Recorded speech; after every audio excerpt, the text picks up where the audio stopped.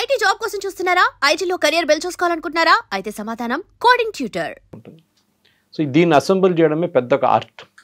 So story ఎక్కడ start అవుతుందంటే బార్లో మాట్లాడిన దాంట్లో కూడా చాలా క్లియర్గా ఆయన సిఐఏ ఆపరేటివ్గా ఉన్నప్పుడు పాకిస్తాన్ న్యూక్లియర్ టెక్నాలజీ ఎట్లా అక్వైర్ చేసుకున్నారని దాని గురించి చెప్పారు. దానికి బ్యాక్ ట్రాకింగ్ ఎక్కడంటే doctor AQ Khan, father of Pakistan's atomic bomb అంటాం, టెక్నాలజీ కూడా అనొచ్చు. మన దగ్గర హోమీ బాబా ఎట్లా ఉన్నారు అదే పరిస్థితి పాకిస్తాన్ కూడా చేశారు. మనం టెక్నాలజీ అక్వైర్ చేసిన తర్వాత పాకిస్తాన్ కూడా మేము ఎట్లయినా ఏ పరిస్థితులైనా మాకు ఈ టెక్నాలజీ కావాలని చెప్పారు. దానికోసం పనిచేశారు వాళ్ళు. ఏక్యూ ఖాన్ లెబారెటరీస్ అని సపరేట్గా ఉన్నప్పుడు ఈయన హాలండ్లో ఫస్ట్ పనిచేశారు. హాలండ్లో పనిచేస్తున్న రీసెర్చ్ ప్రాజెక్ట్కి వెళ్ళారు. అక్కడ వెళ్ళిన తర్వాత రీసెర్చ్ అంతా చేసిన తర్వాత అక్కడ ఒక న్యూక్లియర్ రిలేటెడ్ ఒక ప్లాంట్లో పనిచేసి ఉన్నదంతా నేర్చుకున్న తర్వాత అదే టెక్నాలజీ తీసుకొచ్చి పాకిస్తాన్కి తీసుకొచ్చి చాలా మటుకు డ్రాయింగ్స్ దొంగతనంగా తీసుకొచ్చారు బయటికి. ఇన్ఫ్యాక్ట్ అప్పుడున్న హాలండ్ గవర్నమెంట్, అప్పుడున్న డచ్ గవర్నమెంట్ ఏమన్నారంటే ఈయన అరెస్ట్ చేయాలని చెప్పారు. అరెస్ట్ ఆపింది సిఐఏ. అప్పుడు మీరు అడగవచ్చు ఎందుకు? ఎందుకంటే America wanted Pakistan to get, వాళ్ళేమన్నారంటే వాళ్ళ ఎక్స్క్యూజ్ ఏముండంటే, and these are classified document, ఇప్పుడు డీక్లాసిఫైడ్ చేశారు, రికార్డెడ్, ఏదో హవాలా మాట్లాడలేదు మనం. సో గాల్లో మాట్లాడకుండా మనం రియల్ లైఫ్ మాట్లాడుతున్నాం. దాంట్లో ఏక్యూ ఖాన్ని ట్రాక్ చేద్దాం, మన ఆయన ఏం చేయబోతున్నాడో చూద్దామని చెప్పి ఆయన్ని, ఎందుకంటే అప్పుడు అరెస్ట్ చేస్తే మళ్ళీ మిగతా ఏం నడుస్తుందో తెలియదు మనకి, కొత్త ప్లేయర్ ఎవరైనా వచ్చేస్తారు ఏక్యూ ఖాన్ ప్లేస్లో. ఈయన ఏం చేస్తాడు, ఎక్కడ వెళ్తున్నాడు, ఏం చేస్తాడు, ఒక నిఘా పెట్టి ఆయన మీద కంటిన్యూస్గా సిఐఏ వాచ్ చేస్తున్నారు. అటువైపు వద్దాం. పాకిస్తాన్ అటామిక్ కమిషన్ ఒకటి మన దగ్గరే ఉన్నలాగా వాళ్ళకు కూడా కమిషన్ ఉంది. వాళ్ళు ఒక న్యూక్లియర్ టెక్నాలజీ మీద పనిచేస్తున్నారు, అక్వైర్ చేయడం పీస్ఫుల్ పర్పసెస్. అంటే న్యూక్లియర్ ఒక ప్లాంట్ కట్టబోతుంది, దాని నుంచి ఎలక్ట్రిసిటీ ప్రొడ్యూస్ చేస్తాం అదని చెప్పి వాళ్ళు అక్కడ మొదలుపెట్టారు. ఖాన్ అదే టైంలో రిటర్న్ వచ్చారు పాకిస్తాన్కి. ఆయన వెంటనే ఆయన మీద కేసులు హాలండ్లో చాలా మటుకు ఆయన అరెస్ట్ చేయాలని చెప్పి డిమాండ్. కానీ ఈ చెప్పినట్లు సిఐఏ ప్రొటెక్ట్ చేశారు ఆయన చాలా మటుకు. ఈ ఇద్దరు కలిసి చేసిన ప్రాజెక్టే పాకిస్తాన్కి ఇప్పుడున్న టెక్నాలజీ. దాని తర్వాత మనకు తెలిసిన 90లో వచ్చేదాకా AQ Khan was remove from the scene totally. America అంత ప్రెషర్ పెట్టిన తర్వాత పాకిస్తాన్ గవర్నమెంట్ దాన్ని పక్కన జరిపేశారు. కానీ అప్పుడు దాకా పాకిస్తాన్ అక్వైర్ చేసుకున్న టెక్నాలజీ. దీని నడిమిట్లోనే మీరు చెప్పిన మాట Indira Gandhi and Israel, I think 1982 83 అనుకుంటాను, దానికన్నా ముందు కూడా ఉండొచ్చు. ఇజ్రాయెల్ ఒక ప్రపోజల్ ఇచ్చారు. అప్పుడే పాకిస్తాన్ ఈ న్యూక్లియర్ ప్లాంట్ అసెంబుల్ చేస్తున్నారు. వీనికి కొట్టాలి, ఎందుకంటే ఇజ్రాయెల్కి ఒక ప్రాబ్లం ఏముందంటే it will become the first Islamic bomb. వీళ్ళు రేపు ఎవరికైనా అమ్ముకోవచ్చు. ఇప్పుడు అదే జరిగింది కదా, సౌదీ అరేబియా దగ్గర వెళ్ళి డిఫెన్స్ ప్యాక్ట్ ఎందుకు సైన్ చేశారు? సౌదీ అరేబియాకి న్యూక్లియర్ మిసైల్స్ అక్కర్లేదు, కానీ మా దగ్గర ఉంది చూడండి అని చెప్పేసి మోదీ గారు కూడా చెప్పారు. ఆపరేషన్ సింధూర్ టైంలో గేమ్ ఆఫ్ బ్లఫ్ అని చెప్పారు. అంటే మా దగ్గర ఒక బాంబు ఉంది చూడు, నాకు దగ్గర వస్తే బాంబు నీ మీద బెదిరించడం. ఆ బెదిరించడం పనికిరాలే, మనం కొట్టేసి ఖతం చేసేసామని. సో న్యూక్లియర్ బ్లఫ్ అక్కడ. సో ఈ AQ Khan is a very very central character దీంట్లో. అదే బార్లో మాట్లాడుతూ దాని తర్వాత సీన్ అంతా మారిపోయింది పాకిస్తాన్లో. ఎందుకంటే ఆఫ్ఘనిస్తాన్లో సోవియట్స్ వచ్చి కూర్చున్నారు.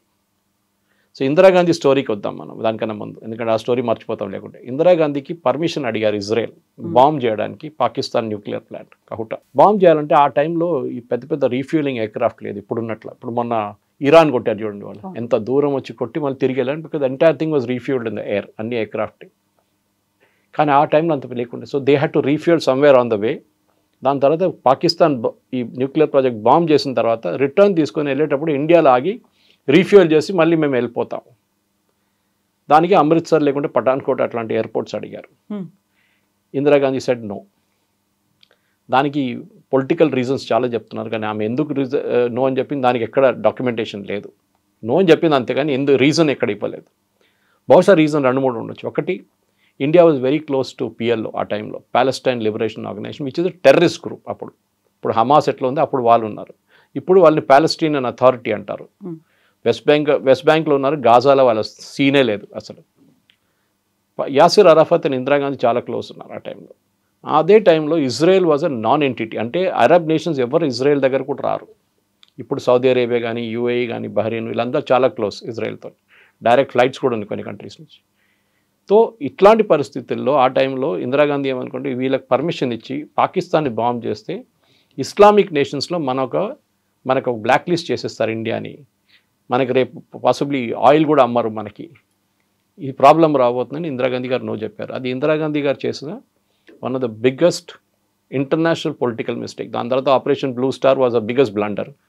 అది బింద్రన్వాలే, అది సపరేట్ కేసు, అది భస్మాసుర్ ఎఫెక్ట్ అది. కానీ ఇది సపరేట్ అన్నమాట. ఇక్కడ ఆమె ఆ రోజు పర్మిషన్ ఇస్తే బహుశా ఇజ్రాయెల్ కూడా finished of Pakistan's nuclear plant. ఇప్పుడు పాకిస్తాన్ దగ్గర న్యూక్లియర్ బాంబ్ అనేది ఉండదు. వాళ్ళు అదే పని వాళ్ళు లిబియాలో చేశారు. ఇజ్రాయెల్ లిబియా ఇట్లనే ఒక ప్రాజెక్ట్ డెవలప్ చేయడానికి రష్యాతో హెల్ప్ తీసుకున్నారు. ఇన్ఫ్యాక్ట్ పాకిస్తాన్ ప్లాంట్ కూడా రష్యన్ హెల్ప్తో వచ్చింది అంటున్నారు. కొంతమంది చైనీస్ హెల్ప్ ఉందని, కానీ చైనాకి ఆ టైంలో అంత పెద్ద టెక్నాలజీ లేకుండే, రష్యా దగ్గర ఉండే బహుశా. అండ్ నార్త్ కొరియా దగ్గర తర్వాత in the early 2000 missile technology exchange చేసుకున్నారు. వీళ్ళు వాళ్ళకి ఇచ్చారు, వీళ్ళు ఇచ్చుకున్నారు. ఈ బాంబింగ్ ఆ టైంలో లిబియా మీద చేసిన దాని ప్రకారం లిబియాకి ఇప్పుడు న్యూక్లియర్ ప్రాజెక్టే లేదు, న్యూక్లియర్ మిసైల్స్ లేదు, ఏం లేదు. దానికోసం ఇరాన్ మీద కూడా చూడండి దాడి ఎందుకు చేశారు. They don't want Iran to develop a missile. వాళ్ళ దగ్గర ఉంది కానీ న్యూక్లియర్ మిసైల్స్ లేదు, మిసైల్ టెక్నాలజీ ఉంది వాళ్ళ దగ్గర. దానికి ఆపడానికే చేశారు. ఇరాన్ న్యూక్లియర్ ప్రోగ్రామ్ని కూడా చాలా మటుకు క్రిపుల్ చేసేసారు. సాఫ్ట్వేర్ అటాక్లతోని, సైబర్ అటాక్తోని, ట్రోజన్ అటాక్తోని చాలా మటుకు ఫినిష్ చేసేసారు Israel. So Pakistan was a crucial thing. ఇప్పుడు చూడండి, the only nation, Islamic nation with a bomb అంటారు. ఇప్పుడు కూడా అదే పాకిస్తాన్ డెఫినేషన్. వేరెవరి దగ్గర లేదు ఇప్పుడు, అది ఆ టెక్నాలజీ ఎవరి దగ్గర లేదు. సో ఆ టైంలో రిచర్డ్ బార్లో గారు ఏం చెప్తున్నారంటే, అమెరికా రోల్ చూడండి, దీని వెనుక అంతా అమెరికా ఉన్నారు, గేమ్ ఆడుతున్నారు. అమెరికా ఏం చేశారు, రిచర్డ్ బార్లో లాంటి వాళ్ళు ఆ టైంలో సిఐఏలో ఉన్నప్పుడు వీళ్ళు ఏక్యూ ఖాన్ని ఒకటి అసాసినేట్ చేద్దామా లేకుంటే అరెస్ట్ చేయడానికి ట్రై చేశారు. దాన్ని స్టేట్ డిపార్ట్మెంట్ ఆపేశారు. దాని తర్వాత పాకిస్తాన్ ఈ టెక్నాలజీ అక్వైర్ చేసుకున్నప్పుడు దీనికి కొన్ని స్పెసిఫిక్ స్టీల్స్ కావాలంటుంది, కొన్ని స్పెసిఫిక్ స్విచెస్ కావాలంటుంది. ఈ స్టీల్స్ అంతా అమెరికా దగ్గర ఉంది, స్పెషల్ స్టీల్, అది చాలా హార్డ్ అండ్ స్టీల్ ఉంటుంది. దాన్ని అక్వైర్ చేయాలంటే కూడా ఇంపోర్ట్ రెస్ట్రిక్షన్స్ ఉంది. యూఎస్ నుంచి ఎక్స్పోర్ట్ చేయాలంటే అక్కడున్న US government has to approve it. కొన్ని స్టేట్లో Congress has to approve it, అంటే వాళ్ళ parliament also has to approve it. అది కాకుండా స్విచెస్. సో ఫస్ట్ కేసులో ఏం జరిగిందంటే, వీళ్ళు ట్యూబ్ ఆర్డర్ చేసినప్పుడు స్టీల్ ట్యూబ్స్, ఒక Pakistani guy sitting in the US ordered it. ఇమీడియట్గా రెడ్ ఫ్లాగ్స్ వెళ్ళిపోయింది ఆల్ ఓవర్ ద ప్లేస్, వీడు ఎందుకు ఆర్డర్ చేస్తున్నాడు. వీళ్ళేం చేస్తారు సిఐ అంటే, వీళ్ళు కొంతమంది ఆపరేటర్స్ని ఆ కంపెనీలో పంపించేస్తారు వాళ్ళ ఎంప్లాయీస్ లాగా పనిచేయడానికి, వాళ్ళ సేల్స్ డిపార్ట్మెంట్లో. అక్కడ వాళ్ళు నెగోషియేట్ చేయడము, నీకు ఎందుకు, అది ఇది ఎన్ని కావాలి, అది కావాలి, పేమెంట్ ఎవరు చేస్తారు, ఎల్సీ ఎక్కడ ఓపెన్ అవుతుంది, అంతా డిస్కస్ చేసిన తర్వాత లాస్ట్లో అరెస్ట్ చేశారు ఆయన. Exactly when he put the payment of the table he was arrested because he was buying a product which is illegal to buy. ఆయన అరెస్ట్ చేసి వేసేసారు లోపల. దాని తర్వాత నెక్స్ట్ ఆయన దగ్గర వచ్చి కలవడానికి లేదా పాకిస్తాన్ బ్రిగేడియర్ జనరల్ ఒకరిని పాకిస్తాన్ నుంచి పిలిపించుకున్నారు. ఈయన ఓన్లీ వాజ్ ఆర్డరింగ్ ఫెలో. ఈయన చిన్న ఏం చెప్తారు, small cog in the wheel అంటాం ఇంగ్లీష్లో. వాడు చిన్నవాడు, నథింగ్. వాళ్ళు వాడుకున్నారు Pakistan army. Brigadier general Pakistan నుంచి వచ్చినాడు, రిటైర్డ్ గా. He was coming from Pakistan. ఆయన్ని అరెస్ట్ చేయడానికి సిఐ రెడీ ఉన్నారు యూఎస్లో. ల్యాండ్ చేయగానే పెన్సిల్వేనియాలో ఈ ఫ్యాక్టరీకి వస్తున్నాడు. ఆయనకి తెలియదు ఈ ఆల్రెడీ అరెస్ట్ అయిపోయాడని. దిగంగానే వాళ్ళు వస్తున్న రోజే పాకిస్తాన్ నుంచి ఫ్లైట్కి వెళ్ళే ముందు సడన్గా లాస్ట్ మినిట్లో ఫ్లైట్ టికెట్ క్యాన్సిల్ చేశాడు. స్టేట్ డిపార్ట్మెంట్ అంటే ఇక్కడ యూఎస్లో మనం పాలిటిక్స్ అర్థం చేసుకోవాలి. స్టేట్ డిపార్ట్మెంట్ అంటే works under the white house. CIA ఇండిపెండెంట్గా పనిచేస్తుంది కానీ report indirectly to the white house. Daughter relationship అంటాం మనం.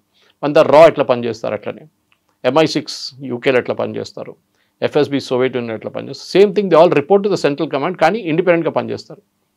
ఎవరో స్టేట్ డిపార్ట్మెంట్లో వైట్ హౌస్ నుంచి పాకిస్తాన్ గవర్నమెంట్కి టిప్ ఆఫ్ చేశారు, ఈయన్ని యూఎస్కి పంపించకండి, పంపిస్తే ఈయన అరెస్ట్ చేస్తారని చెప్పి. ఓకే, క్వశ్చన్ వాజ్ వై, ఎందుకు చేశారు? ఒక రోగ్ నేషన్ లైక్ పాకిస్తాన్ ఒక టెక్నాలజీని అక్వైర్ చేయబోతున్నారు, న్యూక్లియర్ టెక్నాలజీ, దానికి కావాల్సిన ఎక్విప్మెంట్ కొనుక్కుంటున్నారు మన దగ్గర అని చెప్పి యూఎస్ దాని మీద నిఘా పెట్టినప్పుడు స్టేట్ డిపార్ట్మెంట్ ఎవరి దగ్గర ఇంత ఇంట్రెస్ట్ ఉండే అని క్యాన్సర్. దాని తర్వాత పెద్ద హియరింగ్ జరిగింది. ఇన్ఫ్యాక్ట్ ఆయన ఇంటర్వ్యూ 1 hour 40 minutes ఇంటర్వ్యూ ANIలో ఉంది, మన ప్రేక్షకులు కూడా చూసుకోవచ్చు. అది ఆ ఇంటర్వ్యూలో చాలా క్లియర్గా ఆయన విత్ ఎవిడెన్స్ చెప్తున్నారు. చాలా మటుకు ఆ ఇన్ఫర్మేషన్ డీక్లాసిఫై అయిపోయింది. ఇప్పుడు సిఐఏలో ఎట్లా ఉంటుందంటే మన దగ్గర కూడా నేతాజీ సుభాష్ చంద్రబోస్ది డీక్లాసిఫై చేస్తారు, కొన్ని సంవత్సరాల తర్వాత డీక్లాసిఫై చేస్తారు దాన్ని. అప్పుడు దాకా టాప్ సీక్రెట్ ఉంటుంది. డీక్లాసిఫై చేసిన డాక్యుమెంట్స్ పేర్లతో సహా ఉంది, ఎవరెవరు యూఎస్ స్టేట్ డిపార్ట్మెంట్ చేపించారు. ఆ టైంలో if I remember right Jimmy Carter was the president. అదే టైంలో అక్కడ ఇంకొక క్రైసిస్ మొదలైంది. ఏంటి అది? ఇరాన్లో షా ఆఫ్ ఇరాన్ పారిపోయారు, అయతోలా ఖొమైనీ టుక్ ఓవర్.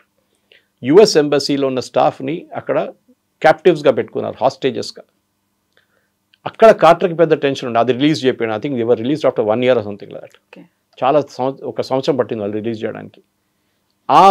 అక్కడ కమాండో ఆపరేషన్ నడిపించారు. It failed and lot of American seals were killed. దాని చనిపోయారు చాలామంది కమాండో టీంలో. అది బాచప్ అయిపోయింది మొత్తం. అక్కడ కార్టర్ అటెన్షన్ అక్కడ పోయింది. దాని తర్వాత సోవియట్ యూనియన్ ఇక్కడ మొదలైంది ఆఫ్ఘనిస్తాన్లో. గుల్బుద్దీన్ హెక్మెతియార్, హక్కానీ వీళ్ళందరూ అక్కడ ఫుట్బాల్ ఆడుకున్నారు. రష్యాతో ఆడుకోవడానికి పెట్టుకున్నారు వీళ్ళు. ఈ గేమ్లో పాకిస్తాన్ని ఫండ్ చేయడం చాలా ఇంపార్టెంట్ యూఎస్కి. పాకిస్తాన్ దగ్గర డబ్బులు లేవు, అప్పుడు లేవు, ఇప్పుడు కూడా లేదు. పాకిస్తాన్ ఎట్లా ఫండ్ చేయాలంటే డైరెక్ట్ డబ్బులు ఇవ్వలేరు, ఎందుకంటే యుఎస్ కాంగ్రెస్లో రూల్ ఉంది, మీరు బయట యుద్ధం చేయడానికి డబ్బులు ఇవ్వకూడదు. సో వీళ్ళేం చేస్తారు, ఫండ్ రిలీఫ్ మెటీరియల్, లేకుంటే వాళ్ళకి తిండి లేదు, వాళ్ళ ఫైనాన్షియల్ ఇన్స్టిట్యూషన్స్ మొత్తం పోయిందని చెప్పి డబ్బులు ఇస్తారు. $1.2 billion those days was the amount in hand. కానీ దానికి ఒక కండిషన్ ఉంది. Every October 1st US president, US president అని అప్పుడున్న వాళ్ళు ఒక సర్టిఫికేషన్ ఇవ్వాల్సి వస్తుంది. ఈ దేశాలు న్యూక్లియర్ టెక్నాలజీ వాడుతున్నారు, లేకుంటే న్యూక్లియర్ టెక్నాలజీ అక్వైర్ చేయబోతున్నారు, వీళ్ళని మనం ఆపాలి. ఇప్పుడు కూడా లోకంలో 5-6 నేషన్స్ ఉన్నాయి. దాంట్లో ఇజ్రాయెల్ ఎప్పుడు డినై చేస్తారు, మా దగ్గర లేదని చెప్తారు, కానీ వాళ్ళ దగ్గర ఉంది. నార్త్ కొరియా ఉంది, Russia, China, Pakistan, China, India. Okay, దా కాకుండా కొన్ని రోగ్ నేషన్స్ దగ్గర ఉందంటున్నారు. కానీ న్యూక్లియర్ టెక్నాలజీ ఏదో చిన్నపిల్లలు దీపావళి పటాకాలు కాల్చేది కాదు. అది ఇట్స్ వెరీ వెరీ క్లియర్. మన దగ్గర హైదరాబాద్లో one of the biggest plants in the country is nuclear fuel complex చర్లపల్లిలో. భారతదేశంలో ఉన్న అన్ని న్యూక్లియర్ ప్లాంట్స్కి ఫ్యూయల్ రాడ్స్ తయారు చేస్తుంది. ఇక్కడ నుంచి యురేనియం వస్తుంది, దాన్ని కన్వర్ట్ చేసి ఫ్యూయల్ రాడ్కి తీసుకెళ్తారు. It's a very very exacting process, చాలా డిఫికల్ట్ ప్రాసెస్, కానీ మన వాళ్ళు పర్ఫెక్ట్ చేసుకున్నారు ఇప్పుడు దాన్ని. సో న్యూక్లియర్ టెక్నాలజీని వీళ్ళు వాడుకుంటున్నారు, పాకిస్తాన్ అక్వైర్ చేయబోతున్నారని చెప్పి దే ఆర్ నాట్ హ్యావింగ్ అని చెప్పి యుఎస్ ప్రెసిడెంట్ సర్టిఫై చేయాల్సి వస్తుంది. Jimmy Carter first they certify చేశాడు, ఇట్లా ఏం లేదు వాళ్ళ దగ్గర అని చెప్పి. యాక్చువల్లీ దే హ్యాడ్, వాళ్ళు డెవలప్ చేస్తున్నారు. అబద్ధం చెప్పారు. ఎందుకు చెప్పారు? ఎందుకంటే సోవియట్స్ని ఓడించడానికి పాకిస్తాన్ కావాలి మాకు, న్యూక్లియర్ పక్కన పెట్టండి ఇప్పుడు. కానీ లాస్ట్లో that became a bigger problem. Soviets వెళ్ళిపోయారు, అదంతా ఖతం అయిపోయింది. దెన్ తర్వాత అల్ఖైదా వచ్చారు, ఒసామా బిన్ లాడెన్ వచ్చారు, అదంతా జరిగింది. వర్షన్ 2 కూడా ఉండే అక్కడ. కానీ దానికన్నా ముందు ఈ ప్రాబ్లం. దాని తర్వాత రీగన్ వచ్చారు, రొనాల్డ్ రీగన్కి. ఆయన కొంచెం ఇంకా స్ట్రిక్ట్ ఉన్నారు. కానీ అక్కడ కూడా CIA, స్టేట్ డిపార్ట్మెంట్ కొట్లాటల్లో పాకిస్తాన్ ఎస్కేప్ అయిపోయారు. దీని నడుమిట్లోనే పాకిస్తాన్కి F-16 ఇవ్వాలని చెప్పి ఒక ప్రపోజల్ వచ్చింది యూఎస్కి. అప్రూవల్ కూడా వచ్చింది. దాన్ని కూడా it has to go to the US Congress to get approve. వాళ్ళ ప్రెసిడెంట్ కూర్చొని సంతకం పెట్టలేరు. ఇప్పుడు మన ట్రంప్ గారు సంతకం పెట్టినట్లు కాదు అది. So there very strict controls అనమాట. సో F-16 పాకిస్తాన్కి ఎందుకు ఇవ్వాలి అంటే, వీళ్ళకి ఏం చెప్పారంటే, మీరు ఆఫ్ఘనిస్తాన్ వైపు బాంబింగ్ కోసం దీన్ని వాడుకోండి. బికాస్ పాకిస్తాన్ కూడా అప్పుడు అలయన్స్లో ఉన్నారు. ఆ అలయన్స్లో కానీ most of the bombings USA చేశారు. అక్కడ బొరాబొరా కేవ్స్ కానివ్వండి, మిగతా ప్లేస్లో అంతా. ఈ F-16ని న్యూక్లియర్ కేపబుల్గా పెట్టుకోలేదు మీరు. అంటే దీని మీద న్యూక్లియర్ వెపన్స్ క్యారీ చేయలేము మీరు. దానికి ఒక వెయిట్ ఉంటుంది, కాన్ఫిగరేషన్ ఉంటుంది. అన్ని ఎయిర్క్రాఫ్ట్కి కవిత గారు ఒక కీ ఉంటుంది, మన కార్ కీ లాగా. ఇప్పుడు చూడండి, మీ కార్లో ఉన్న చిప్స్ని బయట నుంచి కూడా కంట్రోల్ చేయొచ్చు కావాలంటే. అంటే ఇప్పుడున్న కార్లు అంతా చిప్స్ల మీద నడుస్తుంది మొత్తం. టెక్నాలజీ, ఎలక్ట్రానిక్స్, మెకానికల్ కన్నా ఎలక్ట్రానిక్స్ ఎక్కువ ఉంటుంది దానికి. ఇప్పుడు కూడా మీరు చూడండి, నేను ఒక ఎగ్జాంపుల్ ఇస్తాను. మొన్న పెద్ద కాంట్రవర్సీ జరిగింది. మొన్న కాదు, 2 సంవత్సరాలు అవుతుంది. భారతదేశంలో ఉన్న బయోమెట్రిక్ మిషన్స్, మనం ఫింగర్ ఆర్ ఐరిస్ స్కాన్ చేసి మనం ఎంటర్ అవుతాం. మన స్టూడియో లాంటి ఆఫీస్లో పెద్ద సీక్రెట్ ఏం లేదు, ఎవరు వస్తారు పోతారు మన అందరికి తెలిసి, అటెండెన్స్ తీసుకుంటారు దాని నుంచి. కానీ భారతదేశంలో ఉన్న న్యూక్లియర్ ప్లాంట్స్, భారతదేశంలో ఉన్న డిఫెన్స్ మినిస్ట్రీ, భారతదేశంలో కొన్ని DRDO లాంటి సంస్థలు కూడా ఇది మిషన్స్ ఇన్స్టాల్ చేశారు అటెండెన్స్ కోసం. తర్వాత గవర్నమెంట్ ఆఫ్ ఇండియా ఒక 2 సంవత్సరాల ముందు ఎవరో టిప్ ఆఫ్ చేస్తే స్వీప్ అంటే ఎలక్ట్రానిక్ స్వీప్ చేస్తారు. ఫర్ ఎగ్జాంపుల్ మోదీ గారు ఒక హోటల్కి వెళ్ళారనుకోండి ఉండడానికి, బయట ఏదైనా దేశంలో ఉంటే వీళ్ళు రూమ్ మొత్తం సర్చ్ చేస్తారు. వాళ్ళు ఇంటెలిజెన్స్ వాళ్ళు, మన వాళ్ళు ఎలక్ట్రానిక్ డివైస్ పెట్టి, ఎక్కడో ఒక కప్పు కింద ఒక మైక్ ఉంటుంది, లేకుంటే దాని కింద ఒక కెమెరా ఉంటుంది. ఏం మాట్లాడుతున్నారు రూమ్లో మొత్తం, పక్కన రూమ్లో కూర్చొని అప్పుడు వింటున్నాడు. సో స్వీప్ చేసినప్పుడు ఏం అర్థమైందంటే, ఆ చిప్స్లోని ఇన్ఫర్మేషన్ అంతా తిరిగి చైనా కూడా వెళ్తుందంట. They are accessing the same information. ఇప్పుడు నిన్న కోపెన్హాగన్లో ఒక ఇన్సిడెంట్ జరిగింది. చైనా 300 బస్సులు సప్లై చేశారు. దానికి ఉన్న చిప్, దాని లోపల అప్డేషన్ ఆఫ్ సాఫ్ట్వేర్ అంటారు దాన్ని. మనం మైక్రోసాఫ్ట్ సాఫ్ట్వేర్ మన ల్యాప్టాప్లో ఉన్నప్పుడు నెక్స్ట్ వర్షన్ వస్తే అప్డేషన్, మీ ఫోన్లో కూడా ఒకసారి ఆక్సిజన్ నెక్స్ట్ వర్షన్, లేకుంటే ఐఫోన్లో ఉన్న దాంట్లో నా ఐఫోన్ సాఫ్ట్వేర్ అప్డేషన్ వస్తుంది. You say yes, it will update automatic. ఎట్లా అప్డేట్ చేస్తుంది? Because it has access to your phone. మీరు అనుకుంటారు నా ఫోన్ చాలా సెక్యూర్ అని చెప్పి. కాదు, మీ ఫోన్లో ఉన్న ప్రతి ఫోటో, ప్రతి వీడియో, ప్రతి కాల్ వాళ్ళ దగ్గరికి వెళ్తుంది. The company like Apple has control on it. మీద వాట్సాప్ వాళ్ళు అంటారు, ఫేస్బుక్ వాళ్ళు, మెటా అంటారు, మేము it's encrypted conversation end to end, nothing called encrypted. Law and order authorities కావాలంటే మీ రిక్వెస్ట్ పెడితే అదే మెటా వాళ్ళు మొత్తం మీ డీటెయిల్స్, డిలీట్ చేసిన చాట్లు కూడా తీసేస్తారు. ఈ పరిస్థితుల్లో ఈ పర్టికులర్ ఎయిర్క్రాఫ్ట్ F-16లో కూడా ఒక చిప్ ఉంది. ఆ టైంలో చిప్స్ అంత పెద్ద ఇది కాదు, కానీ చిప్ ఉంది. ఎందుకు యూజ్ చేస్తారంటే దీంట్లోనే సాఫ్ట్వేర్ అప్డేట్ చేయడానికి. ఇప్పుడు మన దగ్గర ఉన్న రఫేల్ కొన్నాం చూడండి, ఇప్పుడు మనం 36 బోర్డ్ స్క్వాడ్లను కొన్నాం, 36 ఎయిర్క్రాఫ్ట్. దాంట్లో కూడా కీ ఉంది ఒకటి, మనకి ఇయ్యలేదు. That is one mistake we made when signing the contract. మొన్న పాకిస్తాన్ చెప్పారు మేము 5 రఫేళ్ళు, 6 రఫేళ్ళు, రాహుల్ గాంధీ అయితే 7 రఫేల్ అని చెప్పారు, ట్రంప్ అయితే 8 అని చెప్పారు. But the original company of Rafale said not a single aircraft has been lost. వాళ్ళకి ఎట్లా తెలుసు అది? ఒక్క ఎయిర్క్రాఫ్ట్ 17,000 ఫీట్లో ఏదో ఒకటి వచ్చి కొట్టిన దాన్ని వీళ్ళు దింపి కిందకి తీసుకొచ్చారు, కిందకి తీసుకొచ్చి రిపేర్ చేయించుకొని దాన్ని 2 రోజుల తర్వాత మళ్ళీ ఫ్లై చేశారని చెప్పారు. In fact air marshal Bharati made that comment, all our pilots flew the next day అని చెప్పి. వీళ్ళకి ఎట్లా తెలుసండి? How does the Rafale company know that you are actually working or not అనేది? ఈ కీ వాళ్ళ దగ్గర ఉంది, ఎందుకంటే దాంట్లో కూడా సాఫ్ట్వేర్ అప్డేషన్ ఉంటుంది. మనం ఇప్పుడు రీసెంట్లీ నేవీ కోసం ఇంకో 36 ఆర్డర్ చేసాం, 3 స్క్వాడ్రన్లు, సపరేట్ ఎయిర్క్రాఫ్ట్. దాంట్లో వర్టికల్ ల్యాండింగ్ టేక్ ఆఫ్ ఉంటుంది, ఎయిర్ ఫోర్స్ లాగా it's not just the horizontal take off. దాంట్లో కూడా వీళ్ళు ఏం చేశారంటే, వీళ్ళు India government said this time we will not make the mistake, you have to give us the key. Contract కావాలంటే key మాకు ఇవ్వాలి, మీకు ఎలక్ట్రానిక్ కీ అది. So that we will update, మేము మాకు అప్డేషన్ ఇచ్చేసి మా వాళ్ళు అప్డేట్ చేస్తారు. We will not allow you to have any direct access with aircraft. So F-16లో కూడా ఇది ఉండే. F-16 వీళ్ళు ఏం చేశారంటే, ఒక టైంలో 1990లో ఇండియాతో నాకు చిన్న గొడవ మొదలైనప్పుడు దే హ్యాడ్ పర్ఫెక్టెడ్, వాళ్ళ న్యూక్లియర్ ప్రోగ్రామ్ పర్ఫెక్ట్ అయిపోయింది మిసైల్స్తో సహా. వీళ్ళు ఆ ఓవర్ నైట్ F-16లో న్యూక్లియర్ మిసైల్స్ లోడ్ చేయడం మొదలుపెట్టారు. ఇమ్మీడియట్ వాషింగ్టన్లో పెంటగన్లో అలార్మ్స్ వెంట్ ఆఫ్, ఎందుకంటే వాళ్ళు తెలిసిపోయింది వీళ్ళు కాన్ఫిగరేషన్ మారుస్తున్నారు అని చెప్పి. దాన్ని ఇమ్మీడియట్గా వాళ్ళు పాకిస్తాన్ మీద ప్రెషర్ పెట్టి నథింగ్ డూయింగ్, మీరు ఆ న్యూక్లియర్ మిసైల్స్ దింపండి ప్లేన్ నుంచి అని చెప్పారు. అంత కంట్రోల్ ఉందన్నమాట యూఎస్కి. దానికోసం the first interview, if you had seen that other gentlemen, ఆయన చెప్పారు Pakistan nuclear missiles between 4 years was under US control. యూఎస్కి భయం ఉండే, ఈ తాలిబాన్ వాళ్ళు లేకుంటే అల్ఖైదా వాళ్ళు వచ్చి ఎప్పుడు తీసుకెళ్ళిపోతే ఏం చేద్దాం, లేకుంటే పాకిస్తాన్లోనే ఏదైనా టెర్రరిస్ట్ గ్రూప్ ఇన్ఫిల్ట్రేట్ చేసి మిసైల్స్ తీసుకెళ్తే ఏం చేస్తారని ఈ భయం ఉండే యూఎస్కి. దానికోసం మళ్ళీ వీల్ కమ్ బ్యాక్ టు కైరాన్ అగైన్. మీరు కనెక్ట్ ద డాట్స్ నా. అప్పుడు జరిగింది ఇప్పుడు జరిగింది సేమ్ థింగ్. యూఎస్కి ఇప్పుడు కూడా భయం ఏంటంటే, మన దగ్గర పాకిస్తాన్లో న్యూక్లియర్ బటన్ ఎవరి దగ్గర ఉంది? ప్రెసిడెంట్ దగ్గర కాదు, ఆర్మీ చీఫ్ దగ్గర ఉంది. వాళ్ళు చెప్తారు మన దగ్గర కూడా న్యూక్లియర్ బటన్ ఉంటుంది. మీరు మోదీ గారు ట్రావెల్ చేస్తూ చూస్తుంటారు, ఒక ఆయన పక్కన ఒక సూట్ కేసు, పక్కన చిన్న ఒక బ్రీఫ్ కేసు ఉంటుంది, బుల్లెట్ ప్రూఫ్ బ్యాగ్స్ ఇంకా ఉంటుంది, కానీ ఇది ఒక సపరేట్ ఉంటుంది, దాంట్లో ఒక న్యూక్లియర్ బటన్ ఉంటుంది. ఈవెన్ యూఎస్ ప్రెసిడెంట్ ట్రావెల్ చేస్తున్నప్పుడు, రష్యన్ ప్రెసిడెంట్ ట్రావెల్ వాళ్ళ దగ్గర ఒక అసిస్టెంట్ పక్కన దానికి ఒక చైన్ ఉంటుంది ఆయన చేతికి, ఆ బ్యాగ్కి చైన్కి మన పోలీసు వాళ్ళు పట్టుకెళ్తున్నాడు అట్లా ఒక చైన్ దాని మీద ఉంటుంది అనమాట. Nobody can snatch it. That is the nuclear button bag. ఎందుకంటే మన దగ్గర మల్టిపుల్ కమాండ్స్ ఉన్నారు. మోదీ గారు టెస్ట్ చేస్తే అది బాంబ్ పోదు, it has be approved by certain up the ladder and down the ladder అనమాట, army chief, air force chief అట్లా. సో ఇదంతా పాకిస్తాన్ న్యూక్లియర్ బటన్ అమెరికా చేతిలో ఉంది. అండ్ బార్లో ఇంటర్వ్యూ కానీ ఎర్లియర్ సిఐ ఇంటర్వ్యూస్లో కూడా చాలా మటుకు అమెరికా రోల్, పాకిస్తాన్ ఎంత హెల్ప్ చేశారు అమెరికా న్యూక్లియర్ కేపబుల్ కావడానికి అనేది చాలా. ఇప్పుడు ఏమైపోయిందంటే భస్మాసూర్ ఎఫెక్ట్ అయిపోయింది. ఇప్పుడు అమెరికాకి భయం, పాకిస్తాన్ ఎక్కడ తీసుకెళ్తారో, భస్మాసూర్ లాగా నా తల మీద తీసుకొచ్చి చేయి పెడతాడో అని భయం ఉంది ఇప్పుడు. దానికోసం the entire missile is being control. దాని తప్పు కార్టర్ రెజీమ్, రీగన్ రెజీమ్, దాని తర్వాత ఈవెన్ అప్ టు బుష్ వాళ్ళ రెజీమ్ దాకా నడిచింది. Even Trump is no less. ఇప్పుడు కూడా చూడండి వాళ్ళు పాకిస్తాన్తో సహకరిస్తున్నారు, even though they know Pakistan is a terrorist state, terrorist supporting state. FATF లెఫ్ట్లో ఉండే మన వాళ్ళు. ఇంత ఉన్న దేశాన్ని కూడా ఎందుకు సపోర్ట్ చేస్తున్నారు? అది వాళ్ళ సెల్ఫిష్ మోటివ్. ఒకటి ఇరాన్ వైపు చూసుకోవాలి వాళ్ళు పాకిస్తాన్ని నుంచి, పాకిస్తాన్ బహుశా ఎయిర్ ఫోర్స్ బేస్ ఇచ్చి ఉంటారు. ఇంకొక వైపు చైనాని చెక్ చేయడానికి వాళ్ళకు ఆఫ్ఘనిస్తాన్ యాక్సెస్ లేదు అని చెప్పి వాళ్ళు పాకిస్తాన్ నుంచి ఒక లిజనింగ్ పోస్ట్ పెట్టుకుంటున్నారు.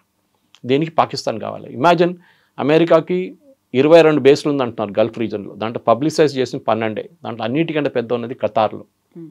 Qatar is a biggest base for US arm forces, army అని చెప్పాలి, ఆర్మ్ ఫోర్సెస్కి బిగ్గెస్ట్ బేస్. అక్కడ ఒక ఖతారీకి కూడా యాక్సెస్ లేదు, ఖతార్ గవర్నమెంట్కి యాక్సెస్ లేదు. వాళ్ళు నడిపిస్తారు అంతా అక్కడి నుంచి. అట్లా సౌదీ అరేబియాలో కూడా ఉంది వాళ్ళ దగ్గర. అక్కడ ఉన్న రెజీమ్స్కి భయం ఏంటంటే రేపు ఏదైనా మా మీద కూ జరిగితే ఎవరు మమ్మల్ని రక్షిస్తారు? వీళ్ళు ఉంటారు, అమెరికా ఉంటారు, మేము చూసుకుంటాం మిమ్మల్ని, డోంట్ వరీ అబౌట్ ఇట్. రేపు ఒక సద్దాం హుసేన్ మిమ్మల్ని వచ్చి కొట్టడు, మేము చూసుకుంటాం మిమ్మల్ని. That is the thing which America's give assurance అనమాట. సో పాకిస్తాన్ని కూడా అట్లనే ఒక బేస్గా తయారు చేస్తున్నారు. బహుశా మీరు అడగొచ్చు ఇండియాకి థ్రెట్ ఉంటుందా? అవును, ఎస్, పాసిబుల్. ఇండియా దగ్గర పక్కన మన పాకిస్తాన్ వైపు నుంచి పెట్టుకుంటే they can listen to what we are doing in Pathankot కానివ్వండి, ఉరీ కానివ్వండి, అటువైపు కాశ్మీర్లో ఉన్న ఏదైనా బేసెస్ నుంచి కూడా మనం శ్రీనగర్ కానీ ఎత్తైన కంట్రోల్ చేసి వాళ్ళు వినొచ్చు how many aircraft we have their. Satellite technology ఉందనుకోండి, కానీ listening post is very very important మనకి. ఇప్పుడు మనం శ్రీలంకలో మనం ఒక బేస్ పెట్టుకున్నాం, మనం అక్కడ ఒక నేవల్ రిపేర్ యార్డ్ పెట్టుకున్నాం, ఒట్టిగా పెట్టుకోలేదు అక్కడ. That is a listening post for us. అక్కడ మన నేవీ షిప్ ఉంటే అక్కడ చైనా వాళ్ళు ఏం చేస్తున్నారని మలక్కా స్ట్రేట్స్లో చూసుకుంటారు. So America role world wide చూస్తే ఏంటంటే మీరు చెప్పినట్లు స్టార్టింగ్లో సిఐ రోల్ చెప్పారు. డర్టీ గేమ్ ఆడడంలో వీరు నంబర్ 1 ఛాంపియన్స్. మన క్రయోజెనిక్ టెక్నాలజీ మన ఇస్రోకి డినై చేసిన వాళ్ళు వీళ్ళు, నంబినారాయణ అరెస్ట్ చేసిన వాళ్ళు, చేపించిన వాళ్ళు. Of course it was done with help from the Congress party in Delhi. ఆ టైంలో మన అందరికీ తెలిసిందే. డీజీపీ శ్రీకుమార్ని వాడుకున్నారు. He was a guy who kind of played a campaign against Narendra Modi. ఆయన్ని రివార్డ్ చేశారు అప్పుడున్న పవర్స్. నేను పేర్లు తీసుకొని కానీ senior Congress leaders, senior most Congress leader, అట్లాంటి మనుషుల్ని పెట్టి మన క్రయోజెనిక్ ప్రోగ్రామ్ని ఆపడానికి 20 సంవత్సరాలు వెనకకి తీసుకెళ్ళిపోయారు. Otherwise we would have been a cryogenic nation right in 2000 itself. We lost 25 years. కానీ ఇప్పుడు మనం మొన్న పంపించాం శాటిలైట్, 101,420 కిలోగ్రామ్ శాటిలైట్ పంపించాం. That was using cryogenic technology. అమెరికాకి కంటే ఇట్లాంటి టెక్నాలజీ ఎవరికి ఇవ్వకూడదు, ఏ టెక్నాలజీ అన్నా. We want to deny it to this country. దానికోసం చూడండి, ఇప్పుడు నివిడియా చిప్స్ రానియట్లేదు, మా దగ్గర ఉంటుంది, కొనాలంటే మేమే నడిపిస్తాం. సరే మనం కొనుక్కుంటాం చాలా మటుకు. We don't have that kind of technology with us. For example మన దగ్గర సివిలియన్ ఎయిర్క్రాఫ్ట్ లేదు, బోయింగ్ నుంచి కొనాల్సింది, ఎయిర్ బస్ నుంచి కొనాలి. కానీ రీసెంట్లీ మనం రష్యాతో ఒకటి సైన్ చేస్తాం చిన్న ఎయిర్క్రాఫ్ట్ తయారు చేయడానికి. టైం పడుతుంది. వీ లాస్ట్ మన 40 సంవత్సరాలు మన గ్లోరియస్ ఇయర్స్ మన చేతి నుంచి పోయింది. Especially from 1960 till 1991. That period was last for India అనమాట. నరసింహారావు గారు వచ్చి ఎకానమీ ఓపెన్ చేసిన తర్వాతనే ఇండియాలో R&D కానివ్వండి, డిఫెన్స్ ఎక్విప్మెంట్ కానీ చాలా మటుకు అప్పటి నుంచి మొదలు. ఇప్పుడు మోదీ గారు వచ్చిన తర్వాత 12 సంవత్సరాలు ఆత్మనిర్భర్ అనే కాన్సెప్ట్ వచ్చింది. కానీ అన్నిటికంటే ఇంపార్టెంట్ మనం మర్చిపోకూడదు, అమెరికా పని చూసుకుంటారు. వాళ్ళు they are selfish, very very selfish. అది ఏ కంట్రీ అయినా అంతే. So we should be very very careful. అమెరికాతో డీల్ చేసినప్పుడు కానీ, సోవియట్ యూనియన్తో డీల్ చేసినప్పుడు కానీ, ఈవెన్ పాకిస్తాన్తో డీల్ చేసినప్పుడు. This is a secret of international diplomacy అన్నమాట. ఇప్పుడు మనం going back to Indira Gandhi regime దగ్గరికి వెళ్తే మీరు చెప్పినట్టుగా దానికి సంబంధించినటువంటి రికార్డ్స్ లేదు. ఏదైనా ఇతర దేశాలకు సంబంధించి బయలాటరల్ రిలేషన్స్ కావచ్చు, వాళ్ళ దగ్గర నుంచి ఏదైనా రిక్వెస్ట్ వచ్చింది అనుకున్నప్పుడు మనం డినై చేసామా, యాక్సెప్ట్ చేసామా, ఇవన్నీ కూడా రికార్డ్స్ అనేవి ఉండాలి, క్లాసిఫైడ్స్ రూపంలో ఉండాలి. ఆ టైంలో ఇప్పుడు మనం ఇజ్రాయెల్ అడిగిన హెల్ప్ కోసం పాకిస్తాన్ని కొట్టాలి, న్యూక్లియర్ టెస్టులు చేస్తోంది అనుకున్న దానికి మనం నో చెప్పాము. ఇందిరాగాంధీ సెడ్ నో అనుకున్నప్పుడు ఎందుకు అనేటువంటి రీజన్స్ కావచ్చు, లేకపోతే ఆ తర్వాత జరిగేటువంటి చర్చ, ఇవన్నీ కూడా ఇప్పటిదాకా అసలు అవైలబుల్గా లేవా? మహాత్మా గాంధీని ఫాదర్ ఆఫ్ ద నేషన్ అంటాం కదండి. ఎక్కడైనా రికార్డులో గవర్నమెంట్ ఆఫ్ ఇండియా నోటిఫై చేసింది ఉందండి? లేదు. మొన్న ఎవరో RTA ఫైల్ చేశారు. ఎగ్జాక్ట్లీ. అట్లా మా దగ్గర ఏ రికార్డ్ లేదని చెప్పారు. There is no such record. Surgical strikes detail కావాలని చెప్పి ఎవడో RTA పెడితే మా దగ్గర ఏం రికార్డ్ లేదని చెప్పారు army. Certain information are classified. Cabinet meetings for example Indira Gandhi టైంలో మిట్రాకిన్ ఆర్కైవ్స్ అని చెప్పి ఒక పెద్ద ఎక్స్పోజే ఉండే, KGB స్పై కాల్డ్ మిట్రాకిన్. ఆయన్ని మీరు టాష్కెంట్ ఫైల్స్ చూస్తారు, ఆ సినిమా చూపించారు ఆయన్ని. He walked away in to the British embassy. చాలా 2 పెద్ద సూట్ కేసు నింపి KGB టాప్ ఏజెంట్. ఆయన ఇచ్చిన ఇన్ఫర్మేషన్ రష్యా గురించి చాలా వాల్యుబుల్ ఉండే, యూఎస్కి కానీ యూకేకి కానీ మిగతా నేషన్స్ ఆ టైంలో కోల్డ్ వార్ ఎరాలు. ఈ సీక్రెట్స్ అనేది ఇంగ్లీష్లో చెప్తా, you carry your secrets to the grave అని. అంతే అంతే. యూ డోంట్, ఫర్ ఎగ్జాంపుల్ రాలో పనిచేస్తున్న వాళ్ళ ఇంట్లో కూడా చెప్పరు ఎక్కడ పనిచేస్తున్నారని. You will never see except for the director of రా రీసెర్చ్ అండ్ అనాలిసిస్ వింగ్. మన దగ్గర చాలామంది దాంట్లో డెప్యుటేషన్లో ఆర్మీ నుంచి, సెంట్రల్ ఫోర్సెస్ నుంచి వస్తారు, ఇంటెలిజెన్స్ నుంచి వస్తారు, మిగతా దేశాలు వెళ్ళి పనిచేస్తారు వాళ్ళు. హమీద్ అన్సారీ వైస్ ప్రెసిడెంట్ ఉన్నప్పుడు, before that when he was in the Gulf state as an ambassador, ఈయన మన రా ఏజెంట్స్ని ఎక్స్పోజ్ చేశారు చాలామందిని. వాళ్ళ కవర్ బ్లో చేసేసారు, కావాలని చెప్పి చేశారు. దానికి రివార్డ్ ఆయనకి వైస్ ప్రెసిడెంట్ ఇచ్చారు, సోనియా గాంధీ.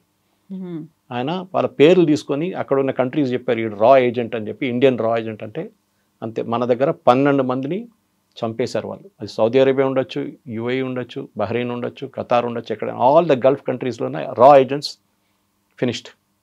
వాళ్ళకి మెడల్స్ లేదు, ఏం లేదు. ఆలోచించండి. Because this guy did it's another separate story. అది ఇట్స్ క్లాసిఫైడ్, కానీ it is very open now. ఆయన చేసిన రోల్ హమీద్ అన్సారీ చేసిన ఇట్ ఇస్ అ ట్రీజన్, కంట్రీతో చేసిన ట్రీజన్ అది. సో ఆ రోల్లో కూడా మీరు అడిగిన ప్రశ్నకి సీక్రెట్స్ ఉంటుందంటే ఉంటుంది, కానీ కొన్ని సీక్రెట్స్ చెప్పారు.